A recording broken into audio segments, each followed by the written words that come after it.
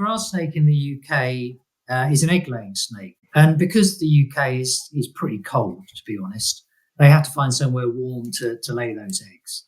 And typically in a garden setting, and gardens are actually quite good in the south of England for grass snakes because they're generally quite open. They quite often have a garden pond.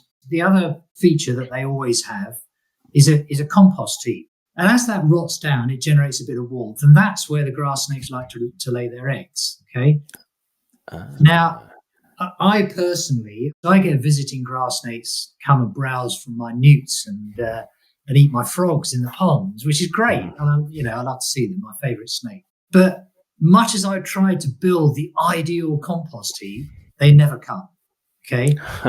Now I got a call. This was several years ago, and I took off with one of my colleagues, and we went to see this beautiful garden. And they got a nice compost heap on the edge of the lawn. It was pretty scruffy, actually. The compost heap. It was a bit mucky, but it had attracted loads of grass snakes. I was super excited because the owners had said, "We've got snakes in our garden. Can you come and get rid of them? We don't like them."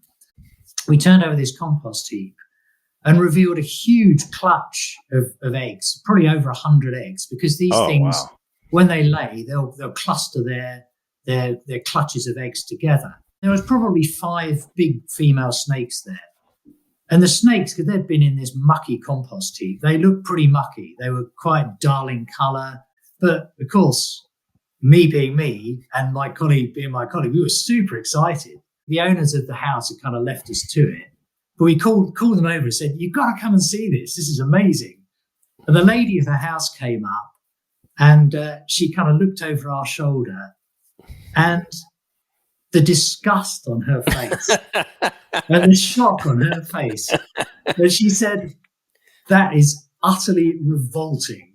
And, for me, slightly negative story perhaps, but for me, it was a reminder that, much as you and I, Chris, love these animals, they're not everybody's cup of tea, to use an English expression.